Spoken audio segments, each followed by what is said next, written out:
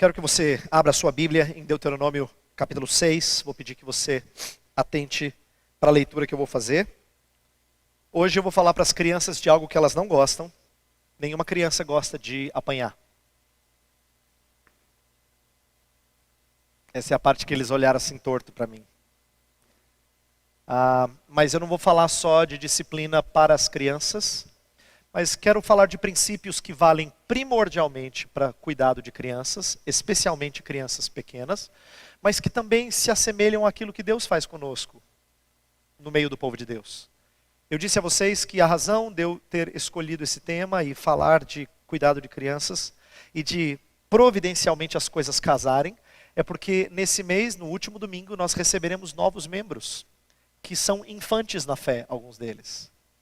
E como é que a gente lida com um infante na fé? Com disciplina também. Então, eu gostaria que nós entendêssemos o que eu vou falar hoje, primordialmente ligado à família, mas também ligado à família da fé. E a maneira como Deus cuida do seu povo. Então, vamos acompanhar a leitura do capítulo 6, versos 10 a 19, e depois eu vou expor esse texto. Diz assim a palavra de Deus: O Senhor, o seu Deus, os conduzirá à terra que jurou aos seus antepassados, Abraão, Isaque e Jacó, dar a vocês terra com grandes e boas cidades que vocês não construíram, com casas cheias de tudo o que há de melhor, de coisas que vocês não produziram, com cisternas que vocês não cavaram, com vinhas e oliveiras que vocês não plantaram. Quando isso acontecer e vocês comerem e ficarem satisfeitos, tenham cuidado. Não esqueçam o Senhor que os tirou do Egito, da terra da escravidão. Temam o Senhor, o seu Deus, e só a Ele prestem culto, e jurem somente pelo seu nome. Não sigam outros deuses, os deuses dos povos ao redor, pois o Senhor, o seu Deus, que está no meio de vocês, é Deus zeloso. A ira do Senhor, o seu Deus, se acenderá contra vocês, e Ele os banirá da face da terra. Não ponham à prova o Senhor, o seu Deus, como fizeram em Massá. Obedeçam cuidadosamente aos mandamentos do Senhor, o seu Deus, e aos preceitos e decretos que Ele lhes ordenou. Façam o que é justo e bom perante o Senhor, para que tudo lhes vá bem, e vocês entrem e tomem posse da boa terra que o Senhor prometeu, sob juramento, a seus antepassados, expulsando todos os seus inimigos de diante de vocês, conforme o Senhor prometeu. No domingo passado, nós iniciamos uma série intitulada O Legado à Próxima Geração, baseado no texto de Deuteronômio 6, e eu falei que eu ia falar de educação de filhos, mas que iria aplicar, de certa maneira, ao discipulado de crentes. No domingo passado, eu trabalhei algumas coisas ligadas ao alvo da educação bíblica, que é produzir temor e amor por Deus. Eu não sei se você se lembra, se você estava aqui domingo passado, mas eu falei que temor e amor por Deus não são sentimentos excludentes, mas complementares. Quem ama o Senhor também deve temê-lo. E isso é importante para uma boa caminhada com Deus. Também falei não só do alvo, que é esse, mas da estrutura necessária para que isso aconteça. E a estrutura é uma cosmovisão cristã. Isto é uma maneira de pensar que provém do coração. Eu até falei que pais não conseguem ensinar aos seus filhos o que eles não aprenderam. É por isso que a nossa educação às vezes é falha, porque nós não nos apropriamos de certas coisas. O texto que nós lemos no domingo passado fala assim, tem essas palavras no coração. E depois fala de inculcar nos filhos, de ensinar repetidas vezes aos filhos. Então, se essas palavras não estão no seu coração, você não consegue transmitir isso aos filhos. Então, a estrutura necessária é uma cosmovisão cristã, uma maneira de enxergar a vida a partir das verdades bíblicas assentadas no coração. E por último, eu falei que o método divino para nós termos filhos que temem e amam a Deus é uma comunicação constante e contextual. Eu falei da importância de a gente ser consistente na aplicação de princípios, mas também de aplicá-los a determinados contextos, isto é, a sermos sábios o suficiente para usarmos não só um momento de instrução formal, uma espécie de culto doméstico, mas mais do que isso, em cada momento ensinar princípios bíblicos aplicáveis àquele contexto.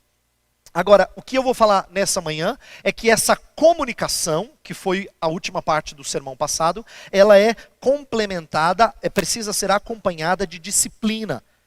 O treinamento dos filhos e discípulos acontece quando a instrução é aliada à correção. Isso vale tanto na família quanto na igreja. Uma igreja que só ensina e não disciplina é uma igreja que tende a produzir permissividade.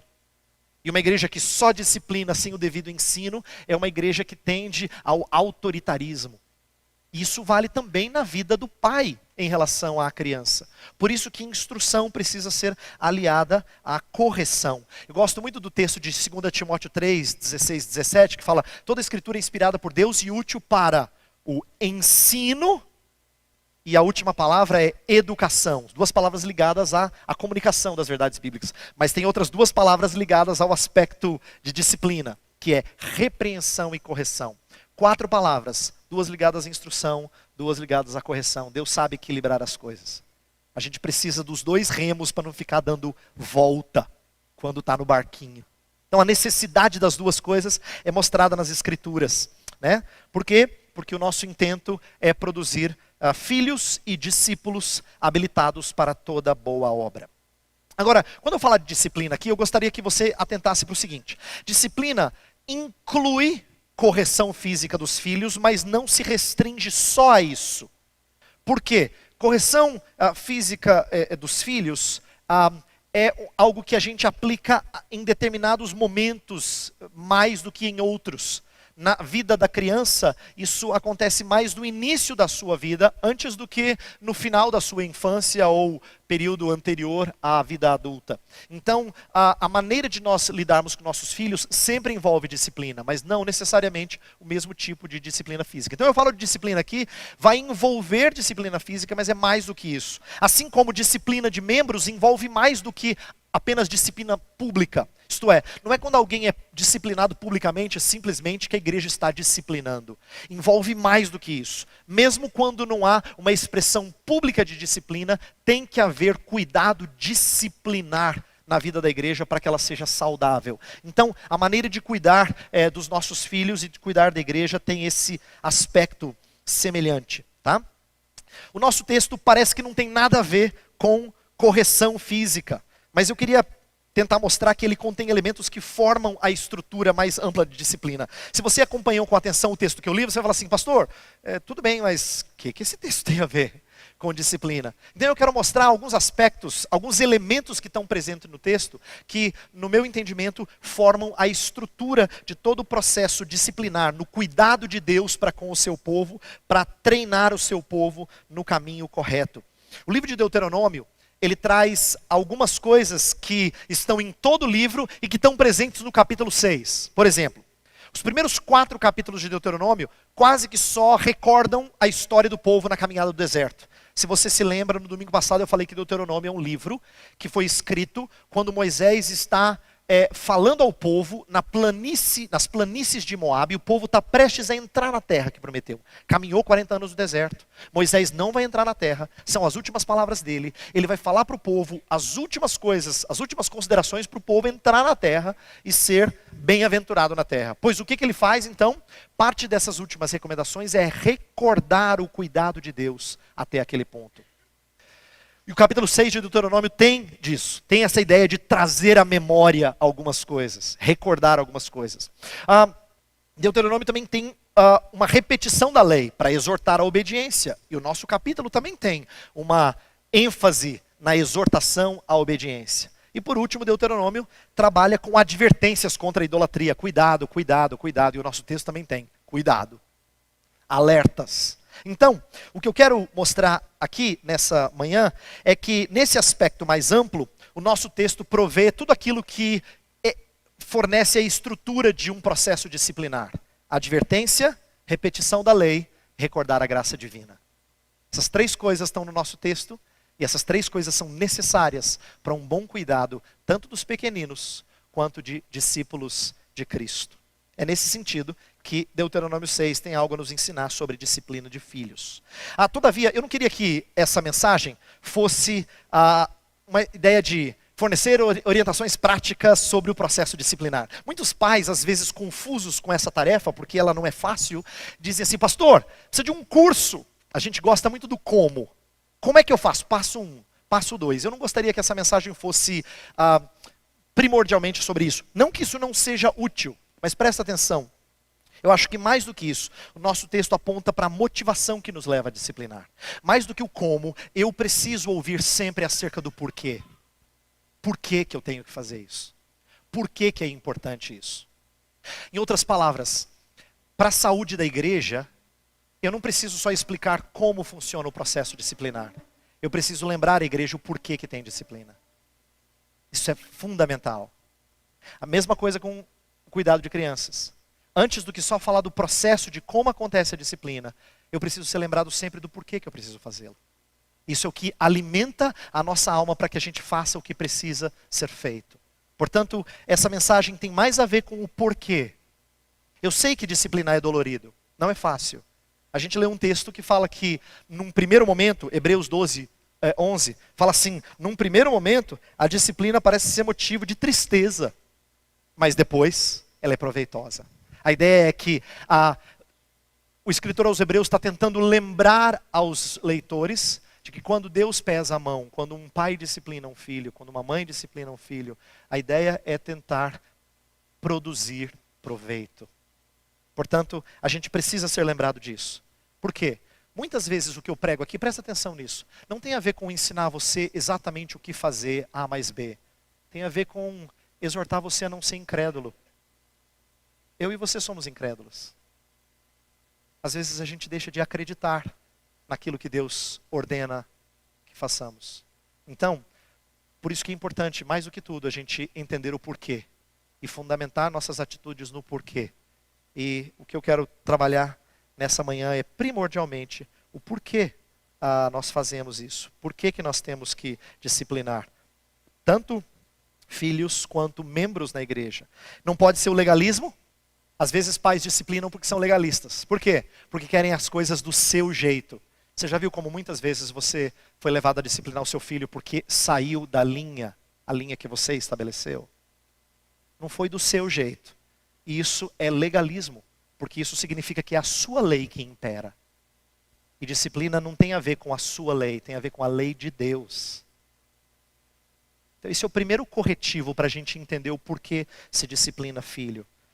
E o que me leva a disciplinar, claro que não é o prazer de infringir dor. Nenhum pai gosta de disciplinar filho. Se gosta é doente. É vil, é mau. Isso é dolorido.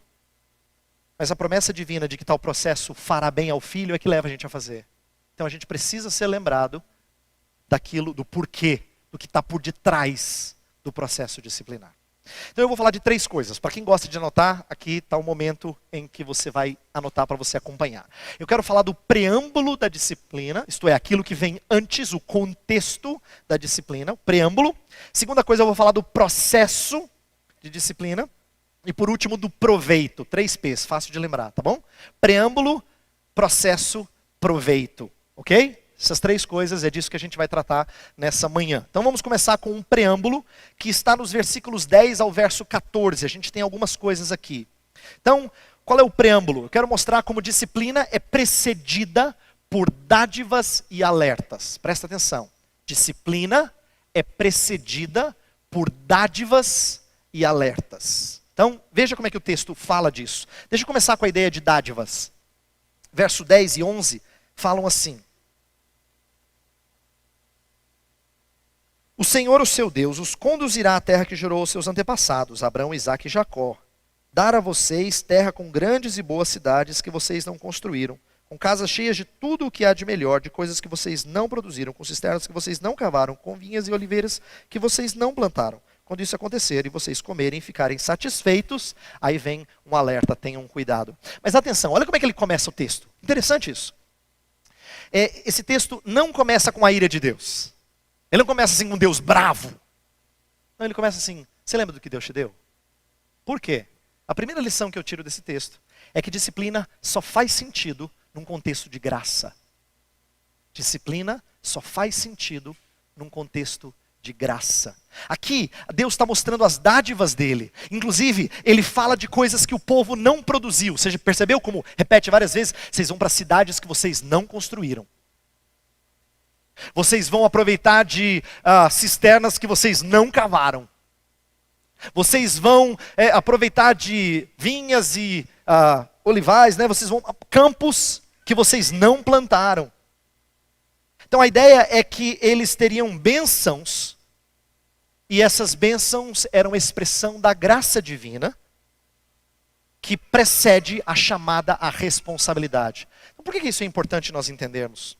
Porque há pessoas que acham que, às vezes, disciplina é uma atitude muito ríspida, e parece não ser uma atitude de amor, parece não ser uma atitude de graça, parece ser uma atitude de justiça. Mas se você acha que de justiça você não entendeu disciplina. Porque Deus não trata o povo segundo as suas justiças, mas segundo as suas muitas misericórdias, diz Daniel capítulo 9. Então, o que eu quero que você entenda é que o processo disciplinar ele funciona num contexto de graça e de amor. Inclusive, eu estava lendo o Ted Tripp, Pastoreando o Coração da Criança, e ele fala assim, algumas pessoas falam, puxa, eu amo tanto os meus filhos, eu não consigo discipliná-los. Aí ele fala assim, você não entendeu. E aí eu imprimi aqui atrás alguns versos em Provérbios, e o primeiro deles fala assim, quem se nega a castigar seu filho não o ama. Quem o ama não hesita em discipliná-lo.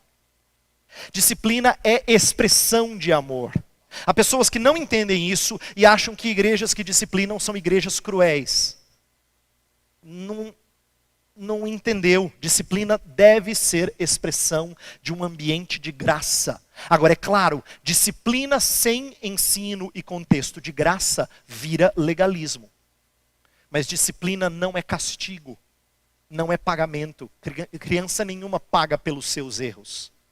E a gente precisa lembrar disso. Disciplina faz sentido em um contexto de graça. Segunda coisa que eu tiro desse texto é que disciplina só deve acontecer após alertas. É o versículo 12. Olha o verso 12. Ele fala assim, tenham cuidado. Depois que vocês entraram na terra, tenham cuidado. Não esqueçam o Senhor que os tirou do Egito, da terra da escravidão. E o verso 14 traz outro alerta. Não sigam outros deuses, os deuses dos povos ao redor. Esses alertas, eles precedem alguma correção, porque tem algo precioso para nos ensinar na maneira como Deus cuida de nós e na maneira como nós devemos cuidar dos nossos filhos e de qualquer discípulo de Cristo. Atenção. Um dos comentaristas que eu li fala assim que os versos 10 e 11, ele tem uma linguagem muito poética, muito bonita. E essa poesia é quebrada por um imperativo. Cuidado! Aqueles gritos que a gente dá quando a criança vai atravessar a rua sem olhar. Cuidado! Um alerta. Não é? Por que é importante alertas? Por que alertas são necessários antes de qualquer correção? Porque alertas servem para despertar nossos filhos para a maldade dos seus corações. Sabe, quando eles são disciplinados, eles têm ensino em cima de alertas. Mas alertas são aqueles que mostram a sua habilidade de desviar. Quando Deus fala assim, cuidado para vocês não servirem outros deuses, é para dizer, você costuma ter essa fraqueza. E nós precisamos dizer isso aos nossos filhos. Cuidado, lembra que você já fez isso antes? Estou avisando. Nós precisamos dizer isso aos infantes na fé, aos neófitos. Você tem essa tendência, você já fez isso antes. Acorda. Atenta para o perigo desse caminho. Alertas funcionam para revelar as fraquezas, as maldades do nosso coração. Por isso que eu coloquei Provérbios 22:15 aqui na liturgia, que fala, a insensatez está ligada ao coração da criança, mas a vara da disciplina a livrará dela. O que é a disciplina? Por que a disciplina é boa? Porque ela tem um contexto de alerta. Então, tanto o alerta quanto a correção física, elas funcionam para tirar a insensatez do coração da criança. Olha só, criança já vem no HD com insensatez. Ela já vem bonitinha da barriga com insensatez. E é função do pai e da mãe retirar a insensatez do coração dela. E Deus dá um instrumento, que é a disciplina. Então, quando há alerta, quando há disciplina, é para tirar essa tolice. Alertas suscitam vigilância. E o verso 14 também mostra que os perigos da desobediência. Por que eu estou dizendo isso? Qual é a lição que nós, pais, devemos tirar disso? É que disciplina não pode provir de um repente de ira. Nós, pais, pecamos nisso com frequência. Disciplina muitas vezes vem como fruto de uma chaleira que está prestes a soltar vapor. Mas disciplina não pode provir de um repente de ira, de um contexto de ira. Por quê? Porque a paciência de Deus com o seu povo é exemplo de como nós devemos cuidar dos nossos filhos. Presta atenção nisso. Isso eu aprendi e quero trazer uma lição que para mim é muito preciosa. E eu vou discordar de alguns livros de educação de filhos, mesmo cristãos. Não é verdade que os nossos filhos obedecem de primeira e que devem sempre obedecer de primeira, porque eles são pecadores, nós não estamos lidando com robôs. Eu gostaria que os meus filhos, que os seus filhos obedecessem de primeira. Mas Deus sabe que o coração deles é difícil. Por isso que quando Deus cuidava do povo, Ele sempre dava alertas antes. Os profetas, muitas vezes, foram alertas antes da disciplina, que foi levá-los ao cativeiro. Deus mandou profeta. Depois Deus mandou profeta. Depois Deus mandou profeta. Aí você fala assim, pastor, mas isso aí é testar a minha paciência, pastor. Exatamente, disciplina também é para o seu proveito, pai. Também é para o seu proveito. Existe algo que precisa ser desenvolvido em nós. Ira do Senhor Deus não é destemperança. E a nossa também não deve ser. Ira de Deus combina com a paciência dele, não é um negócio estranho? A gente está acostumado a pensar em ira como sendo falta de paciência. Em Deus não. Deus tem paciência e tem ira. Por isso que a disciplina não pode provir de um repente de raiva ou de descontrole, destemperança. A gente precisa aprender a dar alertas. Nossos filhos são pecadores, eles precisam de alertas. Assim como Deus faz conosco, nós devemos fazer com eles. Uma outra lição que eu tiro, que está no verso 13, é que disciplina deve proporcionar um ambiente de temor a Deus. Olha o verso 13. Fala assim. Eu vou ler na atualizada. Atualizada fala assim: o Senhor teu Deus temerás, a Ele servirás e pelo seu nome jurarás. Essa tradução ajuda a gente a enxergar algumas coisas que na NVI não estão claras. Olha só, o texto está falando que nós devemos temer o Senhor, esse é o alvo. Filhos devem temer a disciplina, porque disciplina produz temor. E quando eu falo de temor, lembra, não penso só reverência, tem um grau de medo aqui que nós não podemos esquecer. Deixa eu contar inclusive uma história bíblica que é interessante, que funciona até para a disciplina eclesiástica. Você lembra da história de Ananias e Safira? Ananias e Safira mentem acerca da doação que eles fizeram para a igreja, lá no livro de Atos dos Apóstolos. E como consequência da sua mentira, Deus os mata. Primeiro o marido, depois a esposa. Diz o texto na sequência do capítulo 5 de Atos, que toda a comunidade temeu. Por que eles temeram? Essa era uma igreja em que mentiroso caía morto. É para dar medo mesmo. Disciplina produz temor. Isso não é ruim, é para produzir temor. É para produzir temor. Então você entende como esse texto está falando assim, ao Senhor Deus temerás. Mas esse temerás aqui não é um medo de quem se afasta. É por isso que a gente precisa entender que disciplina que não é acompanhada de ensino bíblico, ela pode produzir medo, mas não temor do Senhor. Tem crianças que têm medo do seu pai e da sua mãe, mas não temor do Senhor. E aí nós não fazemos de maneira devida. Tem uma coisa muito bonita aqui no texto, que funciona na atualizada pela tradução, é o meio da atualizada pela tradução, ficou mais claro. O final do verso 12 fala que Deus nos tirou da casa da servidão, e agora o Senhor, a Ele servirás. Servidão e servirás, assim como no português, no hebraico também vem da mesma raiz. Deus está dizendo assim, você foi tirado de um Senhor e colocado debaixo de outro Senhor. Disciplina é para mostrar isso às crianças. Disciplina é para mostrar isso aos membros da igreja. Nós temos Senhor. E Senhor se teme. Então a ideia é que disciplina proporcione um ambiente de temor a Deus. Esse ambiente precisa estar presente para que a disciplina seja eficaz. Nós queremos que os nossos filhos sirvam ao Senhor no espírito de temor. Inclusive, estudando esse texto, eu me deparei com um verso que eu não tinha chamado a minha atenção, até que alguém chamou a minha atenção. Vira a sua Bíblia para o capítulo 5 de Deuteronômio, olha para o versículo 29. O grande objetivo é ganhar o coração. Olha lá, Quem dera que eles tivessem tal coração, que me temessem e guardassem em todo o tempo todos os meus mandamentos, para que bem lhes fosse a eles e a seus filhos para sempre. A ideia é, quem dera eu lhes ganhasse o coração. Nós pais temos que ensinar com esse intento e tem que produzir temor do Senhor. Então nossa disciplina é na intenção de ganhar coração. Esse é o preâmbulo da disciplina. Vamos entrar no processo disciplinar. O processo é o seguinte, dos versos 15 a 17, eu tiro a seguinte verdade ampla. Disciplina é o meio divino para conduzir a obediência a Deus. Disciplina é o meio divino para conduzir a obediência a Deus. Por que eu quero destacar a frase desse jeito? Porque a disciplina tem a ver com zelo por Deus, obediência a Deus. Olha o versículo 15, ele é o versículo mais difícil e mais duro da nossa passagem. Versículo 15 fala assim: pois o Senhor, o seu Deus, que está no meio de vocês, é Deus zeloso. A ira do Senhor, o seu Deus, se acenderá contra vocês, e ele os banirá da face da terra. Deus aqui está dizendo que se eles fossem desobedientes, se servissem outros deuses, eles seriam afastados da terra. Por que é importante eu destacar isso?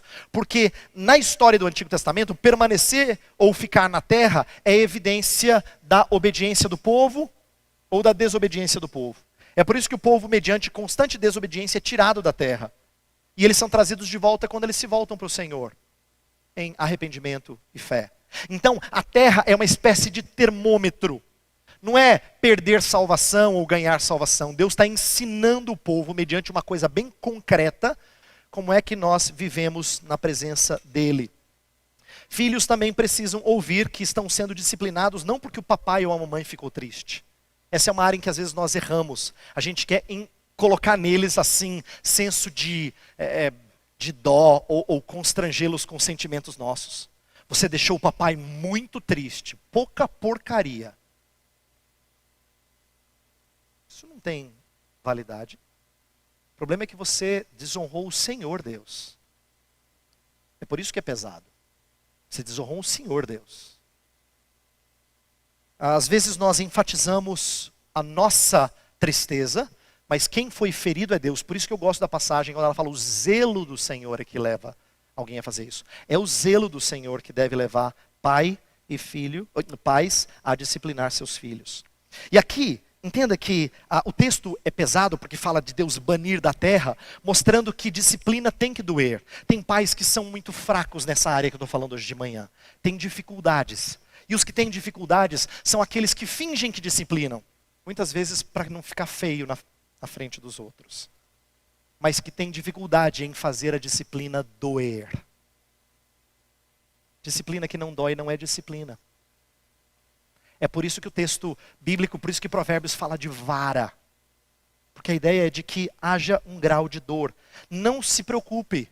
Quando feito de maneira correta, ele não é violência para com o seu filho. Inclusive, Provérbios já sabia que gente no século 21 ia levantar leis de direitos às crianças. Por isso que está escrito assim, está no final da sua liturgia. Não evite disciplinar a criança. Se você a castigar com a vara, ela não morrerá. Isso aqui parece coisa assim bárbara. Não. O homem de Deus é muito sábio. Ele fala assim, fique tranquilo. Criança não morre com disciplina. Se ela é feita devidamente. É o contrário. Castigue a você mesmo com a vara e assim a livrará da sepultura. Não é a disciplina que causa a morte, a disciplina livra da morte. E sabe o que chamou a minha atenção quando eu estava estudando essa passagem? É que até disciplina na igreja é para o mesmo propósito. Lá em 1 Coríntios 5, fala assim que um homem que estava constantemente desobediente seria entregue a Satanás. É uma linguagem que reflete disciplina, para que o seu espírito fosse salvo no dia final. A ideia de disciplina é ao final produzir vida, é livrar da morte. Esse é o intento. Esse é o desejo. E é por isso que há algo muito importante a gente aprender aqui, porque ela provém do zelo pelo Senhor para produzir vida. Outra coisa que a gente enxerga no versículo 16 é que disciplina só se aplica no contexto de rebeldia. Você veja que o verso 16 fala da história de Massá. Não tente o Senhor, como aconteceu lá em Massá. O que aconteceu em Massá? Esse foi um nome dado para aquele evento em que o povo reclamou que não tinha água. Mas é importante que você entenda uma coisa. Deus, no capítulo, isso está registrado lá em Êxodo 17. Mas no 16 é quando Deus dá maná para o povo e dá as codornizes. Quando eles reclamaram que eles não tinham carne, eles receberam ainda um monte de carne. Deus falou, para sair pelos narizes, de tanto vocês reclamarem. Quer dizer, Deus já tinha trazido abundância de recursos. E o que eles fizeram? Continuaram a murmurar. Então a história de Massá é uma evidência de repetida desobediência, descontentamento para com Deus. E isso é rebeldia. Por que é importante nós aprendermos isso? Porque disciplina só cabe em contexto de rebeldia. Aprenda que às vezes nós somos incomodados pela arte dos nossos filhos. Você não fala assim, fulano é arteiro. Não, ser arteiro não é problema. Tanto é que arte é coisa bonita. O problema é quando ele é desobediente. Então não chame de arte o que é desobediência. E não aplique disciplina quando é só arte e não desobediência. A história de Massá é muito interessante, porque ela revela um povo continuamente rebelde. Quando é que a gente disciplina nossos filhos? Quando eles se mostram desobedientes e não criativos. Os filhos são criativos, mas isso não é razão para disciplina. Razão para disciplina é desobediência. E é por isso que nós devemos entender que disciplina só se aplica em contexto de rebeldia. Verso 17 nos ensina que a disciplina tem que levar a uma obediência detalhada. Verso 17 usa uma linguagem muito interessante. Fala assim, olha só. Obedeçam cuidadosamente aos mandamentos do Senhor. Esse cuidadosamente, a Almeida Atualizada fala diligentemente, é a ideia de uma obediência completa. Às vezes a gente se cansa de disciplinar. É por isso que pais, muitas vezes, fracassam porque desistem no meio do caminho. Cansa. Mas Deus está disciplinando o seu povo porque Ele quer conduzir o seu povo à obediência completa, nos detalhes. E isso requer constância e consistência. E às vezes tem que repetir o processo. Já pensou? Estava lendo o pastor Ted Tripp, ele falou assim que uma vez ele disciplinou o filho dele, e aí tinha acabado de disciplinar o filho. Ele percebeu que não tinha funcionado. Falou, meu filho, nós vamos ter que voltar para o quarto. Tinha acabado de acontecer. Isso cansa. Mas a ideia é produzir obediência completa. E obediência completa demora. Por isso que é um teste da nossa paciência, mas quando a gente aplica consistentemente, a ideia é nós termos obediência completa. E aí vem a questão. Muita gente fala assim, pastor, já tentei, mas não funciona. E aí a gente tem que lembrar que a maioria das pessoas que tentam e dizem que não funcionam, não conseguem fazer consistentemente. E por tempo devido. Não conseguem. Eles acham que é remédio que funciona rapidinho. Né? Você aplica igual antibiótico, 10 dias funciona. Tal. Não funciona. Tem muito mais tempo do que 10 dias. Muito mais tempo. Por quê? Porque tende a levar a obediência completa. Por último, o proveito. Qual é o proveito? Disciplina bíblica nos prepara para a herança e forma caráter. Versos 18 e 19 nos ensinam que disciplina bíblica nos prepara para a herança e forma caráter. O que eu quero dizer com isso? Quero começar mostrando como disciplina nos prepara para o deleite das bênçãos do Senhor. Verso 18 e 19, que é o finalzinho do nosso texto, dizem que se você fizer isso, você vai possuir a boa terra e aproveitar dela. A ideia, presta atenção, não é que se eles obedecerem, eles vão conquistar a terra. Eles já ganharam a terra de Deus. Então a terra não é alvo de mérito. Mas Deus vai ensiná-los que a prosperidade na terra vai ser resultado da obediência deles. A prosperidade na terra vai ser resultado da obediência deles. Então, Deus está nos ensinando que nós saboreamos as bênçãos de Deus quando a gente é corrigido para a obediência. Isso aqui é um princípio precioso de disciplina, que é o seguinte, por que Deus nos disciplina? Porque Ele quer que nós aprendamos a saborear as bênçãos dele. Então quem não anda em obediência não sabe saborear, não sabe provar que o Senhor é bom.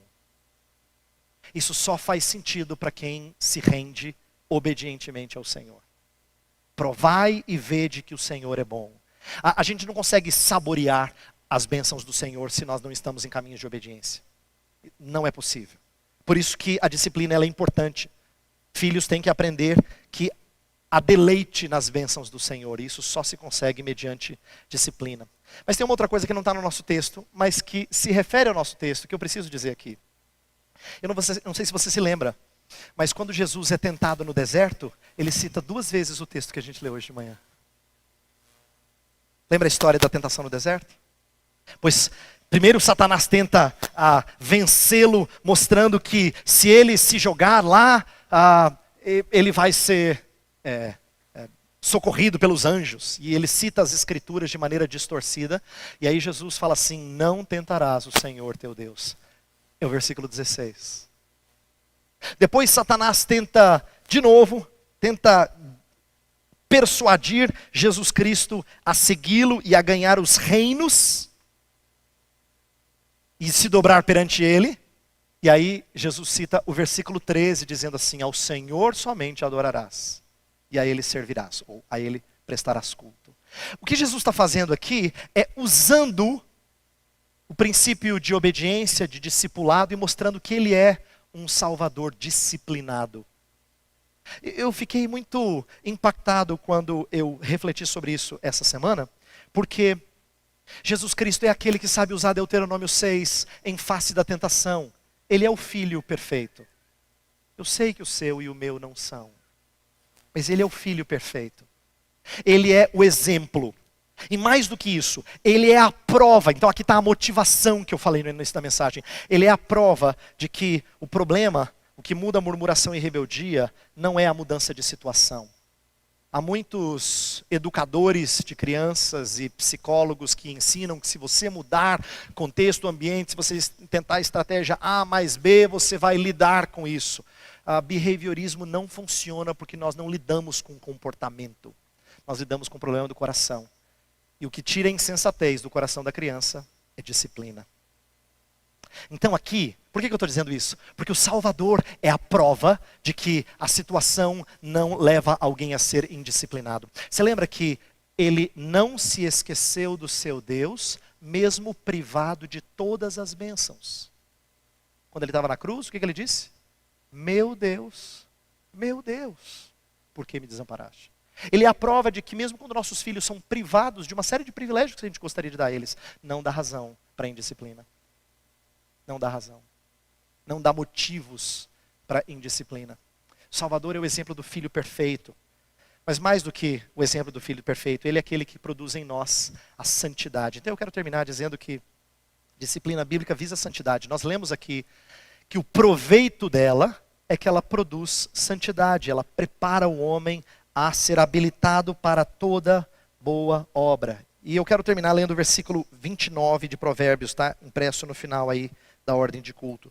Provérbios 29, 15. A vara da correção dá sabedoria, mas a criança entrega a si mesma e envergonha a sua mãe. Olha só, a vara da correção dá sabedoria. Sabe o que você deveria almejar, mais do que tudo, dos seus filhos? Gente sábia. Por quê? Porque o princípio, o temor do Senhor é o princípio da sabedoria. O que a gente tem que desejar produzir são filhos sábios.